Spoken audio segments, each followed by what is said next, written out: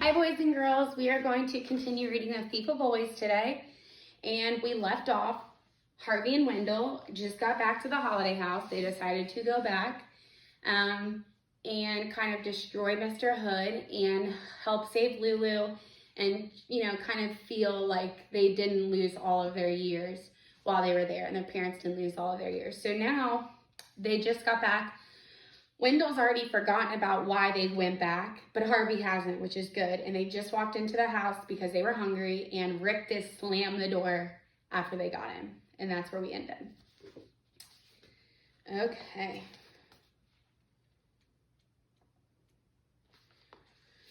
This is chapter 17, Cook, Cat, and Coffin. Oof, that's spooky. Great to have you back, boy, Rick just said, his smile as wide as ever. I told everyone you wouldn't be able to stay away. Nobody believed me. He's gone, they said. He's gone. But I knew better. He started to wander toward Harvey. I knew you wouldn't be satisfied with a little visit, not with so much fun still to be had.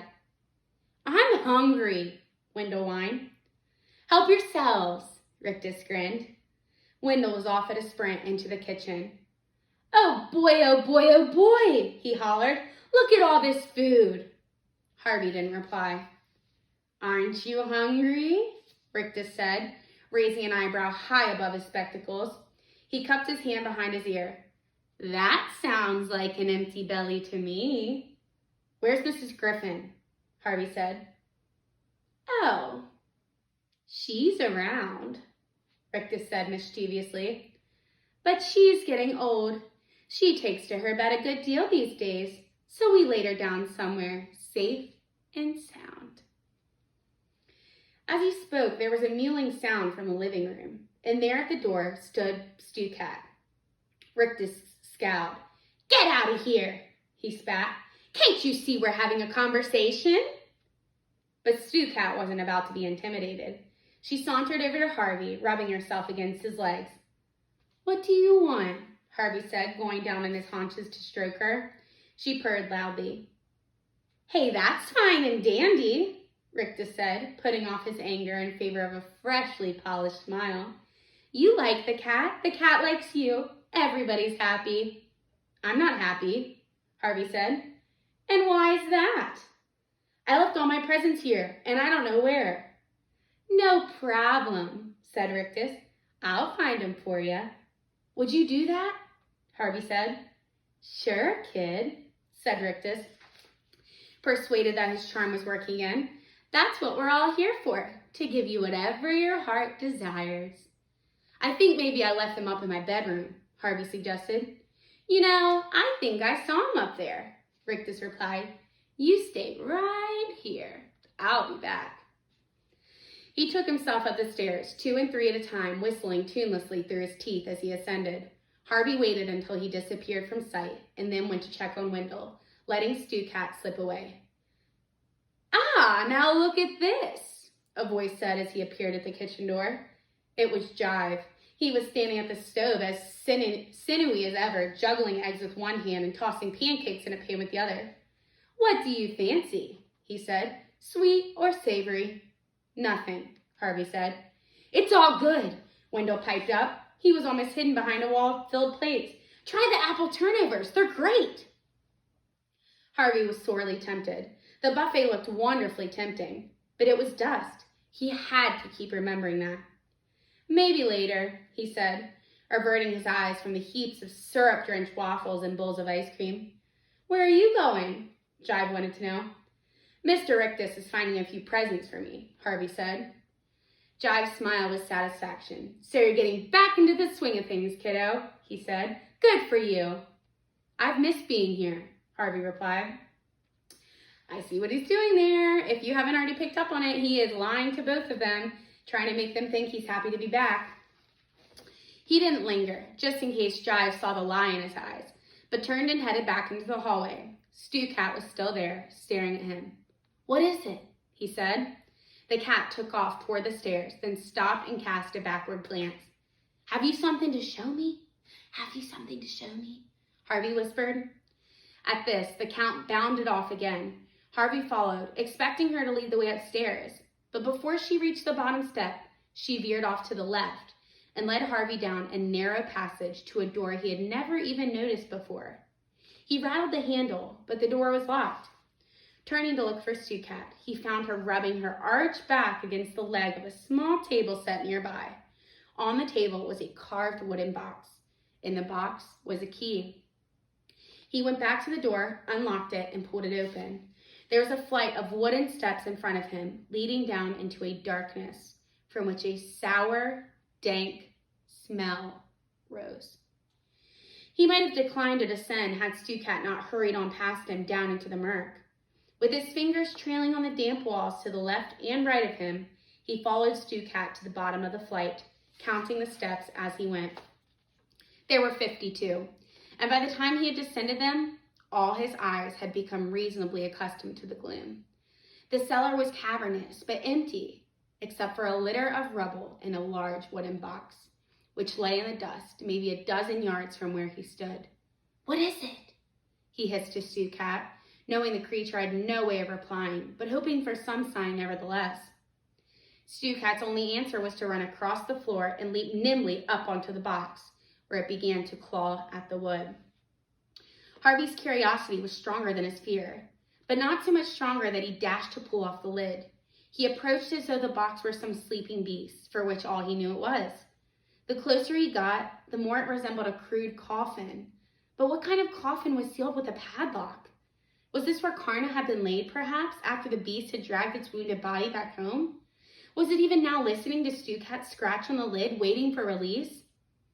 As he came within a yard of the casket, however, he laid eyes on a clue to its contents.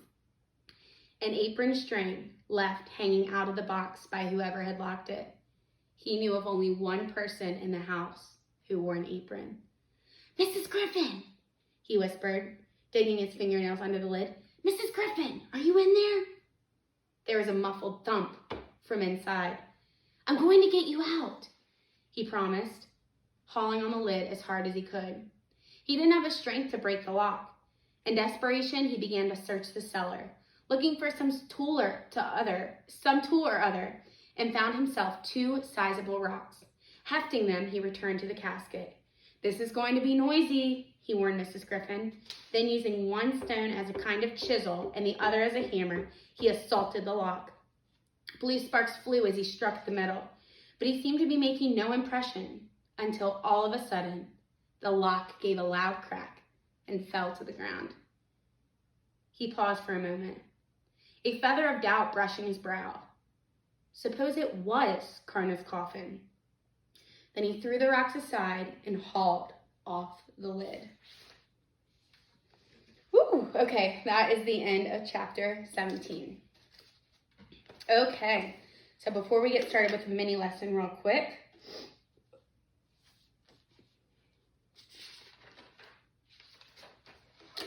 I would say Harvey's feeling like anxious or nervous right now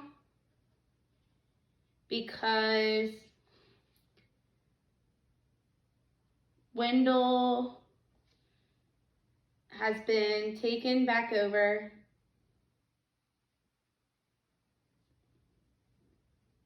by the house, and Mrs. Griffin is locked in a coffin. Well, he thinks it's her. So that's weird though. Why would they have Mrs. Griffin locked in a coffin when she kind of seemed like a part of the house? You know what I mean? All right, so today I want to teach you that fantasy, as one of my favorite genres to read, is a really unique genre of reading. So the texts that you read that are fantasy-based have very distinct characteristics in comparison to, let's say, a nonfiction text or realistic fiction, historical fiction, nonfiction. Fantasy stands out in its own way. Okay, so I've created a little anchor chart to support my thinking, and I'll show that to you. And I just wrote down a few kind of characteristics that I think describe fantasy. So if I were to pick up any genre of a text that isn't fantasy, these things might not be in it. But if I picked up a fantasy text, these things would be able to describe what I'm reading. So, and I want you to kind of think about, do any of these kind of ring a bell to The Thief of Always specifically? So we have the characteristics of fantasy. And we have here magic, good versus evil, mythical creatures, quest and journey, elves, dwarves, gods, etc., alternate worlds, and characters fall in love.